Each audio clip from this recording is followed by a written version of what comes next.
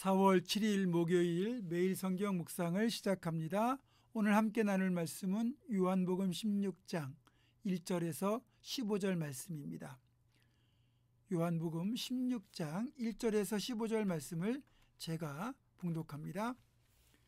내가 이것을 너희에게 이름은 너희로 실족하지 않게 하려 함이니 사람들이 너희를 출교할 뿐 아니라 때가 이르면 물은 너희를 죽이는 자가 생각하기를 이것이 하나님을 섬기는 일이라 하리라. 그들이 이런 일을 할 것은 아버지와 나를 알지 못함이라. 오직 너희에게 이 말을 한 것은 너희로 그때를 당하면 내가 너희에게 말한 이것을 기억나게 하려 함이요 처음부터 이 말을 하지 아니한 것은 내가 너희와 함께 있었음이라. 지금 내가 나를 보내신 이에게로 가는데 너희 중에서 나더러 어디로 가는지 묻는 자가 없고 도리어 내가 이 말을 함으로 너희 마음에 근심이 가득하였도다. 그러나 내가 너희에게 실상을 말하노니 내가 떠나가는 것이 너희에게 유익이라. 내가 떠나가지 아니하면 보혜사가 너희에게로 오시지 아니할 것이요 가면 내가 그를 너희에게로 보내리니 그가 와서 죄에 대하여 의에 대하여 심판에 대하여 세상을 책망하시리라. 죄에 대하여라 함은 그들이 나를 믿지 아니하며 의에 대하여라 함은 내가 아버지께로 가니 너희가 다시 나를 보지 못함이요 심판에 대하여라 함은 이 세상 임금이 심판을 받았음이라. 내가 아직도 너희에게 이를 것이 많으나 지금은 너희가 감당하지 못하리라. 그러나 진리의 성령이 오시면 그가 너희를 모든 진리 가운데로 인도하시리니 그가 스스로 말하지 않고 오직 들은 것을 말하며 장래 일을 너희에게 알리시리라. 그가 내 영광을 나타내리니 내 것을 가지고 너희에게 알리시겠음이라. 무릇 아버지께 있는 것은 다 내 것이라. 그러므로 내가 말하기를 그가 내 것을 가지고 너희에게 알리시리라 하였노라. 조금 있으면 너희가 나를 보지 못하겠고 또 조금 있으면 나를 보리라 하시니 아멘. 오늘 본문 15절 1절에서 이제껏 주님이 고난을 이겨낼 것을 강조하신 이유가 우리로 실족하지 않게 하기 위함이라고 말씀하고 있습니다. 이 실족의 사전적 의미는 발을 헛디뎌 떨어지는 겁니다. 그렇기 때문에 실족이라는 말을 좀 더 실감하기 위해서는 여기다 한 글자를 더 붙여야 그 의미가 더 확 와닿습니다. 실족사, 발을 헛디뎌서 떨어져 죽는 거죠. 여러분, 나의 말 한마디, 행동 하나하나가 다른 이들에게 상처를 주는 것으로 그치지 않고 그 사람을 영영 실족하게 만든다면 이는 정말 두려운 일입니다. 사실 우리가 높은 곳에 올라가면 생기는 고소공포증의 원인도 알고 보면 여기서 실족하면 어떡하나 하는 두려움 때문에 생기는 거예요. 왜 실족이 두려운 걸까요? 단순히 길을 걸어가다가 발목을 삐끗하는 정도가 아니라 이 높은 곳에서의 실족은 곧 추락을 의미하는 것이요 추락은 죽음으로 이어질 가능성이 높기 때문입니다. 그런데 이런 실족이라는 말을 교회에서도 많이 사용해요.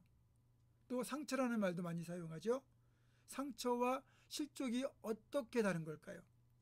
일단 상처도 받지 말아야 되고 주지도 말아야 되고 실족시키지도 말아야 되고 실족하지도 말아야 되지만 아예 100% 상처받지 않고 실족하지 않는 일은 없어요. 따라서 우리가 상처와 실족에 대해서 제대로 알고 그래야 실수하지 않고 실패하지 않을 수 있습니다. 상처와 실족은 확연하게 다른 겁니다. 상처는 회복될 수 있지만 실족은 회복되지 않습니다. 상처는 기회가 있습니다. 그러나 실족은 기회가 없습니다. 상처는 면역력을 길러줄 수도 있지만 실족은 치명적입니다. 상처는 단순히 아픔으로 남을 수도 있지만 실족은 돌이킬 수 없는 결과를 만들어냅니다. 물론 상처가 심하면 실족으로 진행될 때가 있죠. 상처든 실족이든 이런 일이 발생하는 이유는 다 생각이 다르고 관점이 다르고 자란 환경이 다르기 때문인데 여러분 문제는 상처 수준이 아니라 아예 실족하게 되면 회복할 기회를 잃어버린다는 거죠. 그래서 더 심각해지는 거예요. 자, 먼저 상처에 대해 잠깐 이야기하겠습니다. 지금은 하늘나라에 가신 온누리교회 고 하용조 목사님께서 제가 신대원 다닐 때 오셔가지고 특강을 하셨는데 이런 말씀을 하셨어요. 우리나라 사람들은 공짜라고 그러면 양잿물도 먹는다는데 상처를 주면 그것도 공짜라고 그냥 받는다. 그러시면서 누가 여러분에게 상처를 주면 난 안 받을 거야 하면서 받지 말라는 거예요.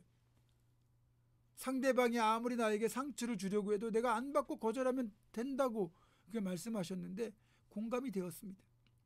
나 누구 때문에 상처받았다 그러지 말고 우리가 그 상처를 안 받으면 돼요. 물론 나는 가만히 있는데 자꾸만 그렇게 생채기를 내는 사람이 있으니까 어쩔 수 없이 상처를 받기도 하지만 어쨌든 우리가 상처받으면 그것 때문에 나만 손해예요. 이렇게 어쨌든 상처가 회복이 좀 가능한 거라고 본다면 실족이라 하면 영적인 죽음을 의미합니다. 구원의 길을 떠나 다시는 생명의 길로 돌아오지 못함을 의미하는 거예요.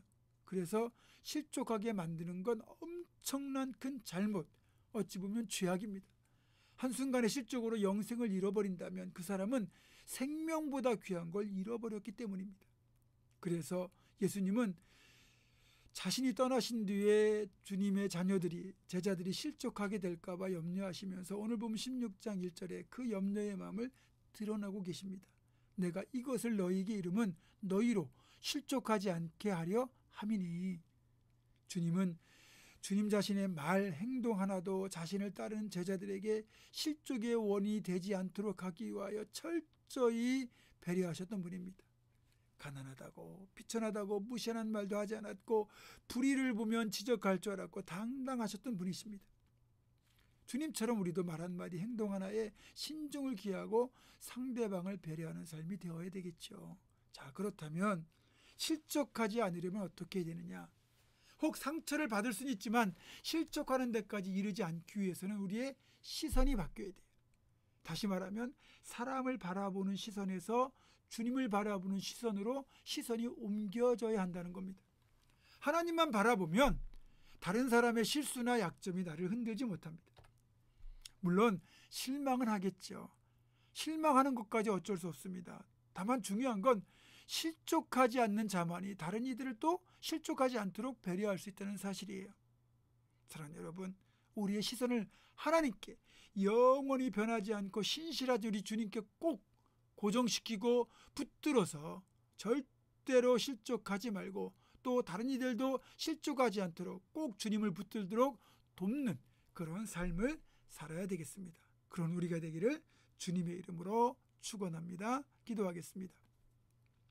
수많은 사람들이 우리의 말 때문에 상처받고 실족하기도 하고 또 우리도 남의 말이나 행동 때문에 상처를 받고 실족할 수도 있습니다. 주님, 어떤 일이 있어도 상처를 받거나 실족하지 않게 하시고 또 상처를 주거나 실족하게 만들지도 않게 해주셔서 절대로 우리 때문에 정말 주님으로부터 책망받을 일이 일어나지 않도록 주여 우리를 꼭 붙들어 주시고 우리를 복되고 선한 길로 인도해 주시며 절대로 시선을 사람이 아닌 주님께만 꼭 고정하여 넘어지지도 않고 쓰러지지도 않고 믿음으로 승리하는 그런 복된 삶을 살아내는 우리 모두가 되게 하여 주시옵소서. 예수님의 이름으로 기도하옵고 이제는 우리 주 예수 그리스도의 은혜와 하나님의 사랑과 성령의 교통하심이 사람이 아닌 주님께 시선을 고정하는 그런 믿음의 사람이 될 것을 굳게 결단하는 사랑 모든 성도들 이들의 삶과 가정과 생업과 앞날과 우리 교회 위에 지금부터 영원토록 함께 하시옵기를 간절히 축원하옵나이다. 아멘.